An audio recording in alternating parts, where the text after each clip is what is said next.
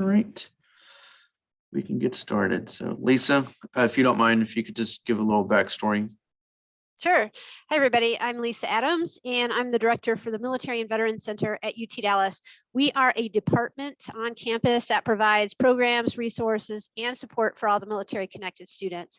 We do not do the actual certification of benefits. We have a separate team that does that.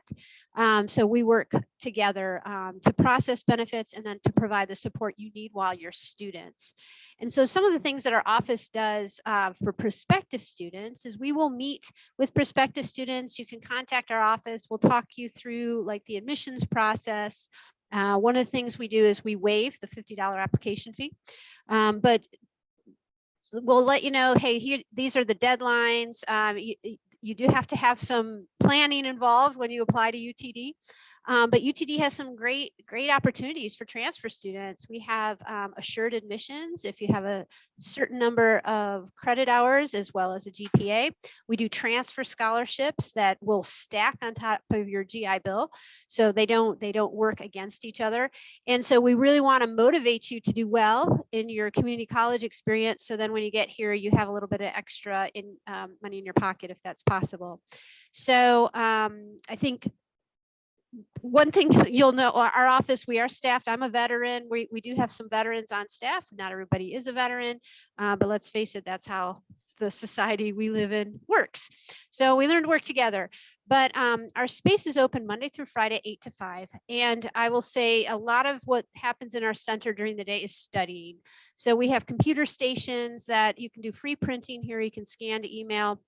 We have areas where you can work on problems with groups, whiteboards, and then we also have coffee, which we all know that's pretty important. But then our staff, we're your resource because we are here. We've got the connections across campus, and so if there's something, I get veterans like to solve their problems independently. We don't necessarily seek help. We like to solve independently. So we really do want to point you in the right directions to get whatever questions or concerns that you have, but we understand that, we speak that language, and we can be pretty helpful in helping you eliminate some of those steps. So another thing I think is good about UTD is we're pretty open about our transfer. We have, I would say 90% of our undergraduates are transfer students. I think that's just typical with military. We collect credits along the way, and so most people come in, but there's kind of like an above below number of credit hours that we're looking at for you to apply. And so we can just talk you through that. And also we don't have every single major, right? So sometimes I'll have students talk to me and they want to go in one direction for their education. We don't have that. So I'm going to point you in the direction to a college or university that has it. I have counterparts throughout the Metroplex and of course in Texas. And I will say that our veteran services offices are pretty flexible. We work with each other. We want to get you to your academic and career goals, whether it's at our institution or at another. So just know that we do have those kind of working relationships across the Metroplex and just really in the state. I know I'm pretty connected to all the UT schools and some of the A&M schools. So let us be a resource for you. Higher ed is, it's been described as like it's just chaotic. The way the structure is, there is not a clear chain of command, and so sometimes it is difficult to figure out who do I talk to. Great example is we have 8 academic schools, and they each have their own advising offices. So you do not go to centralized advising, you go to that particular office. But some of our advising offices do prospective student advising. So you could go in there and talk to them while you're at Collin and just get pointed in the right direction. So let me be a resource, let our office be a resource for you. We do have over 500 veterans. It used to be close to 600. So we're just, I think, recouping since the whole COVID thing. Right. Our campus is, there's a lot of things offered on our campus, but we do have what's called PAVE, which is Peer Advisors for Veteran Education. So any new undergraduate, you're going to be assigned a peer advisor. Right now we have 11. We've had up to 22 advisors at one time. And they're just going to reach out to you once a month or twice a month and just see if you have any questions your first semester, whether or not you engage back with them. So that's one thing we want to do is get you connected to somebody who's your peer. I mean, obviously I'm resourceful, but knowing you have some peers who've been in classes and they have faculty that they may recommend or textbooks or whatever. And then we also have a Student Veterans of America chapter. So I think that's pretty much where, pretty much across the Metroplex, there's SVA chapters. It's just, again, we're all sort of just getting back into the in-person activities. So that's one way for you to connect. We do, our office has like career, I know Colin does this, but we do some career networking events. We call it Vetworking. And we want to ensure that one of the skills you learn while you're here is how to network, get your resume, get your interview skills up. You have a lot to offer, but sometimes how you package what you have can be challenging. And so we do a lot of networking events for our students. And depending on what your major is, if you go into our School of Management, you'll need to have an internship, and there's community service. And so there's all these nuances. So again, we're just here to really assist you towards your goals. UTD also has fast track programs. So if you're interested in getting a master's degree and you do well as an undergraduate, you can apply to fast track. What that enables you to do is, as an undergraduate, you'll be able to take, I think, 3 or 4 graduate school classes. So you graduate with your bachelor's, but then you're a semester into a graduate degree.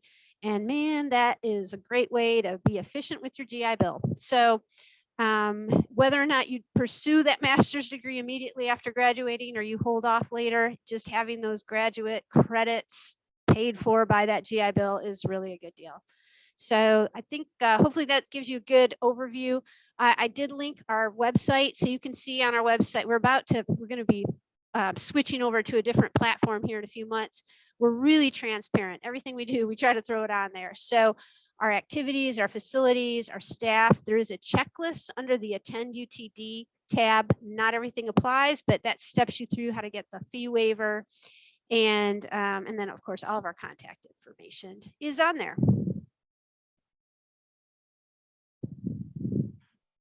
Yeah, something that you mentioned that I kind of want to emphasize on before we get into the question is networking. It's definitely a big thing that you should work on when you go to one of these universities. You know, I went from Dallas College to UNT, and now I'm at Collin, and like my circle of networking peers has grown so much, and it's just, I'll just use an example. One of my professors at UNT, she's now one of the certified officials at UNT, and I work with her hand in hand. So that just right there is just like, it's a small world when it comes to veterans in our community. So yeah, take advantage of that, whether you go to UTD, UNT, just, yeah. So. Yeah, and by the way, I'm getting my PhD at UNT, so I'm a student up there, and that, well, hopefully Yeah. this will be my last semester. But that, I mean, we all have like familiarity with our different campuses, and again, it's really which campus is going to get you to your goal, right? So if you talk to one of our offices and we become all competitive towards you, I'm not sure why we would, but we sometimes it's just good to know which schools have which majors. Like, you know, Arlington has aerospace engineering and civil engineering, but we don't at UTD. So if you say, I want to be an aerospace engineer, I will point you in the direction of that school. That's just an example. Cool. So I have some questions, Sarah. Not Sarah, I'm sorry. Caleb's emailing me right now that we can go over, but I also want to give the students a chance to ask the questions that they might have up front. And then I can go over my questions. So Francisco, I don't know if you have any questions. I was just with him earlier. But yeah, if you have any questions, by all means, you know, you can ask them right now. I do actually have a question, and specifically about credits. What is the partnership that Collin College has with UTD? Because my interest is UTD. Do all the credits transfer, or just a portion of the credits? Okay, so it kind of depends on what your major is. There is a 42-hour core curriculum in Texas. And so if you're working toward an associate degree, those 42 hours are on your plan. If you're working on a bachelor's degree, those 42 hours on your plan. So The thing in Texas is you do those 42 hours anywhere, you're going to get credit, right? So those will directly transfer. But if you take a class that does not have an equivalent at UTD, and there may be some, if you stick around for your associates all the way through 60 hours, there may be some hours in there that do not have an equivalency at UTD. We will not give you credit for that. If you are in a major though that has a lot of electives, you may get some lower level elective credit, but there is a limit to the amount of lower level electives you get. I mean, at some point you start upper level electives, and those are only offered at a university, right, with 300 and 400 level. So it depends. You're going to have to sit down with your academic advisor. And again, if you are working on that associate and you want to get that associate's degree, by all means do so, but you can transfer here with around 30 credit hours. And then 42 is when you finish up your core. But if you transfer here, you can, and then if you finish your degree, you can actually reverse transfer back to Collin and get your associates after you get your bachelor's here. So you can still get an associate's, but you can do it kind of in a reversal way. What major are you looking at? Actually, right now I'm looking for the electrical engineering. Yeah, electrical engineering. Yeah. So I don't know that there's a lot of leeway in the degree program. What I'll do is I'll put a link in here that you can look up the degree program. They have all these flow charts and stuff, and you can kind of see how many electives are in there. But just know that when you transfer in, you're transferring in that academic year, that'll be the catalog that applies to you. So there may be, tweaks here and there to some of the classes.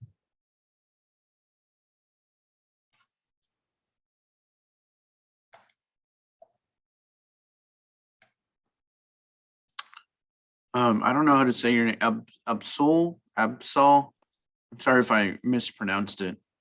No, you're good. It's Absol. Absol. Yeah. So I wanted to give you a chance if you have any questions, or if you're just, here just to listen to the questions, that's fine too. But yeah, I just wanted to give you a chance if you had any questions. Okay. No, at the moment I'm just listening in, just trying to get all this information right now. Okay, cool. So, Lisa, you had mentioned that, and I might be all over the place with these questions, but so just forgive me, but you had mentioned about the SVA. Are there any other groups for the veterans that I guess they tend to fall under when they transfer? Yeah, so again, we have the SVA chapter, and that's kind of that primary student organization for the military connected student. And this is how active they are. We do a general meeting each month. They're doing 1 or 2 happy hours here near our campus, and then they're doing like a coffee. So it kind of, gets the early birds and the kind of accommodates different folks. So, and just last week we had Capital One and Southwest Airlines at their meeting. So we try to do a little bit of networking in there as well. So the other organization is really that peer advisor organization, Peer Advisors for Veteran Education, PAVE, and you can become a peer advisor after you have 1 semester under your belt. Maybe 2 is better, but it doesn't matter. And there is actually camaraderie within that group, because I meet with them once a month. We do training around campus. Well, we haven't done this recently because of our campus, but we'll go grab lunch at the dining facility on our campus. So most veterans would never go to the dining facility because it's near the res halls, but it's cool because like on Fridays it's $5 and there's like buffet. Well, it used to be a buffet. Again, I haven't been there since, I don't even know if they're doing buffet or if they're like dishing out food now, but we try to get our peer advisors to learn about more resources on campus. So the peer advisors are learning, and then they pass that information on to their peers. So that's another program. That's a really good program especially if you just want to give back, and it is organized. And then frankly, with the students that have gone through that program, I typically am writing letters of recommendation for them, and really just if they need those kind of references, because I've worked with you, I can assuredly give a good recommendation.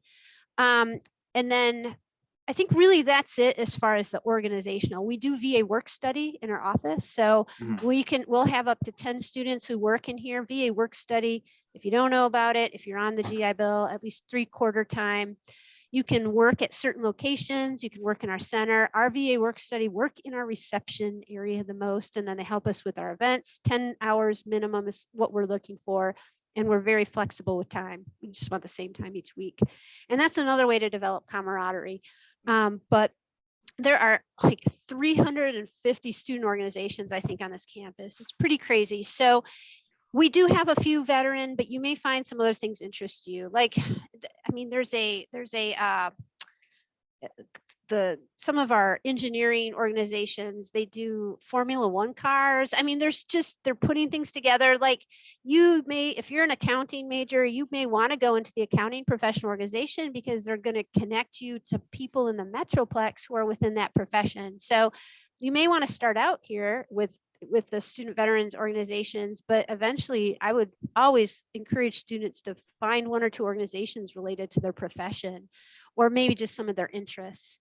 And then we do have club sports. We had a veteran who started the billiards team. Like, Oh, awesome, wow. right? He was like president of that, and then we went into COVID, and all those matches got like canceled. But you can be a part of billiards or rugby or some of those other organized sports if that's also your interest. So yep, we have got the veteran groups, but we also have other things that may interest you once you're here and settled in. Yeah, so you had mentioned COVID, and that definitely affected us. I know specifically our SVA. Well, one, since we're a community college, the students just are in and out just like that. But Yep. then since COVID, it kind of went away, and so we're trying to bring back the SVA here at Collin. Yeah. But I do want to ask, like, how did COVID affect y'all, or how are y'all dealing with it now? Yeah, and I'm going to drop the link to our student vet organization because, well, we're not so active on social media, but there it is. And we did send 5 of our officers to Orlando for the national conference just earlier in January. So UTD, when COVID hit in March of 2020, like everybody else, we shifted to virtual learning. And UTD remained virtual the entire next year.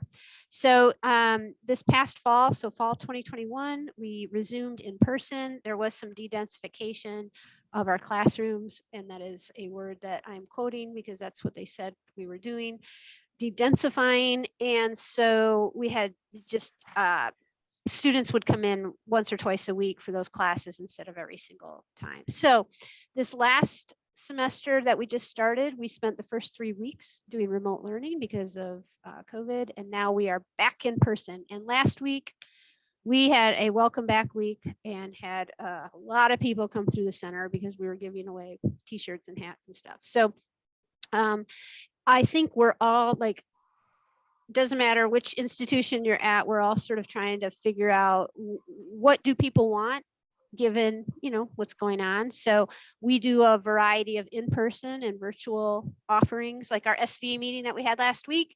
It was in person, but we also did it virtually. So I had about 4 or 5 people who were, you know, showing up on the screen, and Mhm. then the rest of the people were in person. So we understand that maybe different people have different comfort levels or different situations at home with health issues. And so we are kind of easing our way back in. With that said, I am really looking forward to some events coming up in April. We're doing some networking. We do a cord ceremony when people graduate. They get red, white, and blue cords. And then we're going to induct. We have a National Honor Society called Salute.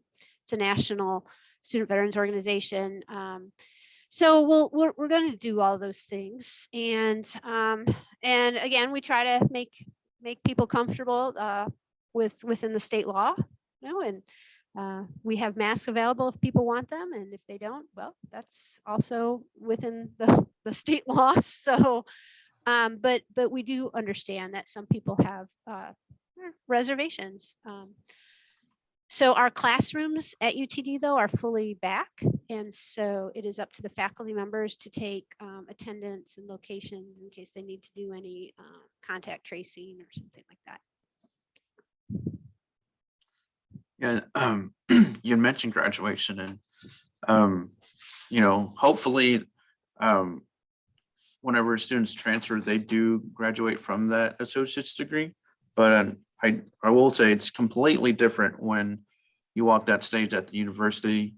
So take advantage of all the things that you can get into when you're at the university. That salute honor, is it the Honor Society? Yeah, it's from Colorado State. Yeah, that's the stoles, everything.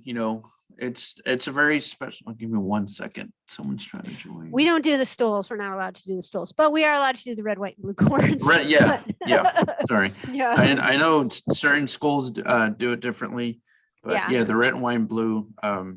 Yeah. So just take advantage of that, and it's just a really special moment. And before you know it, it's done. So, whenever, I know it's very different when you transfer, but it's a very enjoyable moment. What? And then I think I'm trying to pull up the collegiate partners. Oh yeah, you guys have it. The Meals for Vets program. We do that here at UTD as well. So if you're already using Meals for Vet at Collin, here at UTD, there's the option, of course, just to have meals delivered to your home, but you also have the option to eat at our campus dining facility once a day. So I think most of the Metroplex has the Meals for Vet partnership now. Looks like it, yeah. Commerce, UNT, yeah, everybody does. So yeah, we have not had a student go through that program, but right. It's just another resource that it's out there for you also. Yeah, the application is like, it's very invasive. Like you got to turn in a lot of information about your financial situation in order to qualify. So hopefully they'll figure out a better way to get people to apply, because I think that's one of the problems right now. Yeah. Yeah. What else was I going to ask? When it comes to registration, do the veterans have like a specific priority registration, or is there anything else that I guess is tailored towards them? So we do priority registration. We don't have early. What that means is if you are on a benefit, Hazelwood or VA, you will automatically be added into this category. If you're not on a benefit, I just need proof of service to put you into that category. Priority registration at UTD looks probably a little different. And no, it looks different than Collin actually. We register our seniors first and then priority groups. So, and then junior, sophomore, freshman. So when you become a senior, then you'll just register first anyway, but it does give a little bump depending on what your classification is when you get here. Do you know what program, and this is just out of my, for my curiosity, what programs tend to be like the biggest attractions for veterans or military connect students?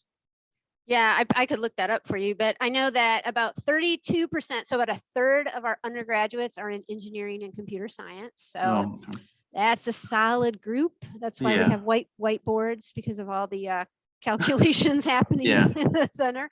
And then about quarter, so about 25% of our students are in the School of Management. Those two schools are the largest schools at UTD. Our School of Management, though, they do have a couple of STEM programs. They have a IT program, ITS is the degree, and then also like a supply chain, which is STEM. Both of those would get the STEM extension. And so, and then everybody else is kind of divided out between the other 6 schools, about, whatever that takes, 10% or so, give or take. We have, so for those who are on the VA benefit, a few years ago, they came up with what's called the STEM scholarship. So if you are pursuing a STEM degree, and you can go on the VA's website and see which ones they are, you can get an additional 9 months of GI Bill, post 9/11 GI Bill. And so if your benefit runs out while you're pursuing your degree, apply for the STEM, and then you'll get those 9 extra months. So the VA is doing that because it can, take a minute to level back up and get into calculus before you're ready. So you may graduate, it may take you a little bit longer than 4 years or 36 months to graduate. So that's a really, a great option. And so if you are wanting the STEM scholarship, just know not every major here is going to have that. And so we can talk to you about those. It's based on a classification code, but that's a pretty good thing. And most students, I don't think any student who's applied has been denied unless it wasn't on the list. So there's a major here, ATAC, which is our arts and technology degree. It's a BA degree. It is not a STEM. It's not on the STEM list. So that is kind of confusing because it says, it's arts and technology, but that's not one of the qualifying as is today. So.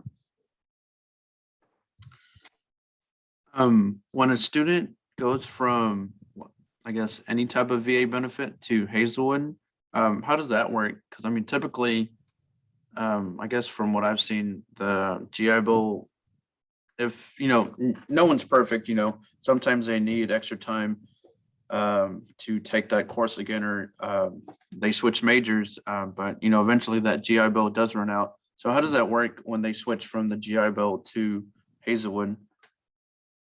It's really easy for us here at UTD. So yeah, because that happens a lot.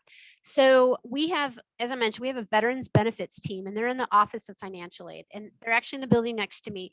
But everything we do can be uploaded electronically. Like, you do not have to come in person to do any of this. And so when you're ready, when you register and are admitted, you'll just kind of go through their checklist, upload your DD-214, upload your last COE. You'll get a degree plan from your advisor. And then every semester, you need to tell them whether or not you want to use your benefit. They are not going to assume you're going to use your GI Bill every semester. You tell them by giving them the list of courses that you're taking, and then they'll verify those are on your degree plan.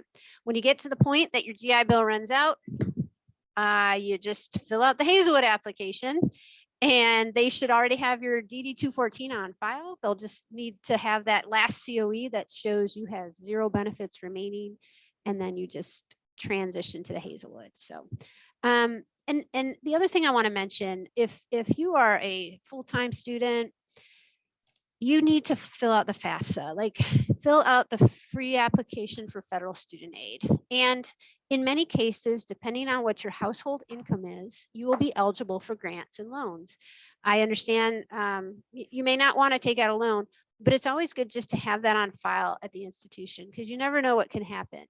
And those grants, of course, are money that you do not pay back. If you get a Pell Grant, it means your household income is at a certain level, and you're going to receive, it could be a $3,000 or a $4,000 grant that you are given that goes on top of your GI Bill, and that's going to help you, pay for whatever you need for the rest of your semester.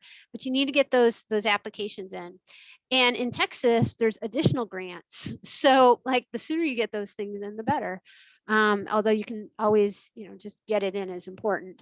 So I just want to encourage you. I know that some of our TAPS programs, they just tell you, oh, your GI Bill is good enough. You don't need to fill out the FAFSA, but man, fill out the FAFSA, because we also give scholarships. We just gave out 18 scholarships to our student vets. They had to have a FAFSA on file. And these scholarships, the way they're, again, we have them set up so they stack on your GI Bill. They're not going to take away from your GI Bill. And if you have your GI Bill covers your tuition, or your Hazelwood covers your tuition, that $1,000 scholarship is just going to go directly refunded to you. And so we do have some of those opportunities here. So just know that, yep, we get your benefits are going to exhaust. If you're on the STEM, we're probably going to request that you fill out that STEM extension, just because that's better than the Hazelwood, because it's going to give you some housing allowance. But then, yeah, the Hazelwood comes in. And for those who do not know about VRNE, which used to be Voc Rehab, now Veteran Readiness and Employment, if you have a disability rating, it is a good idea to also check with the VA to see if they will pay for your education through the VRNE program. And it's just another option for you for your undergraduate. The VRNE will sometimes pay for graduate degrees, but if you use your VRNE, your GI Bill is safe. It'll just be there waiting for you later on. So just another consideration. A lot of those conversations happen here in the center where people realize, oh, I could be using that benefit instead of my GI Bill. So I know that that's the advantage of at least getting to know some folks on campus, is hearing about their experiences and how they're progressing and how they're progressing.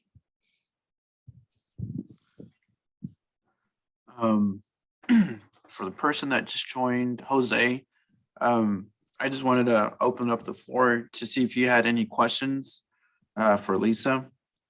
If not, that's fine. We can keep going, but do you have any questions, Jose? No, I don't. Not right now. Okay, that's fine.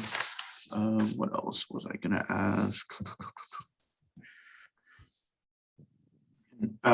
Yeah, something I wanted to touch up.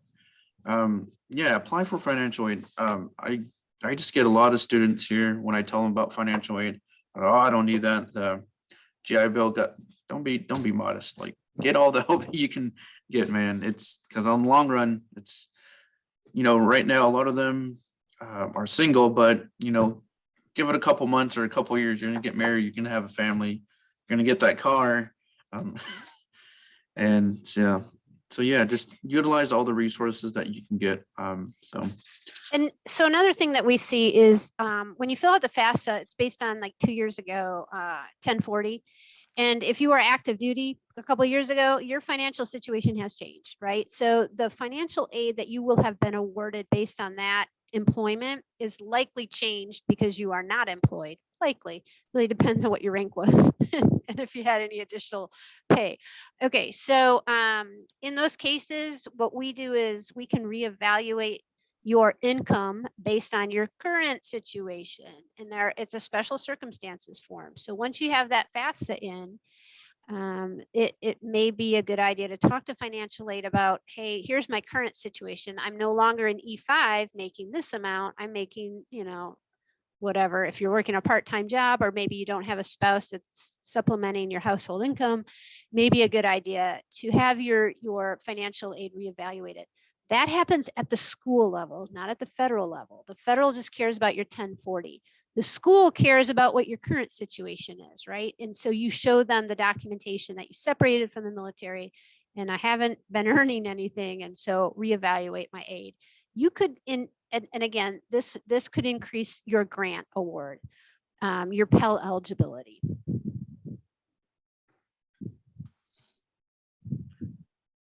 correct me if I'm wrong, but UTD doesn't have dorms. Is that correct, or do y'all?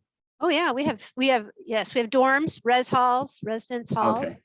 Okay. A lot of our residence halls are probably from your traditional age freshman, sophomore, but then we also have apartments on campus. So, and those are, apartments. Yeah. Okay. Mhm. All right. Well, I think that is all the questions that I had. Again, if anyone else has any more questions, but I think Lisa, when you first introduced yourself, I think you covered a lot of the questions I had, which helped a lot. And let's see. And I Okay. I just dropped the link too for our peer advisors. And this is our current group. It may be different in the fall. If you enter in the summer, we don't assign peer advisors, but in the fall. And the reason we put their pictures up here is you may run into them in class, but you'll see that we've got, do we have any air? Yeah, we do have Air Force. We have a lot of Army and Marines here at UTD.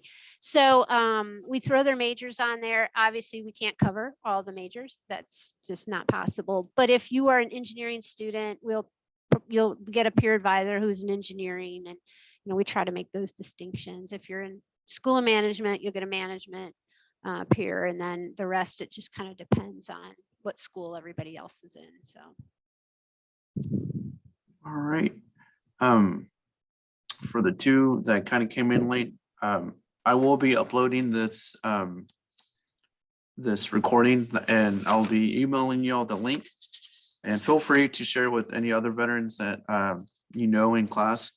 And I definitely look forward to doing this with you, Lisa, next semester.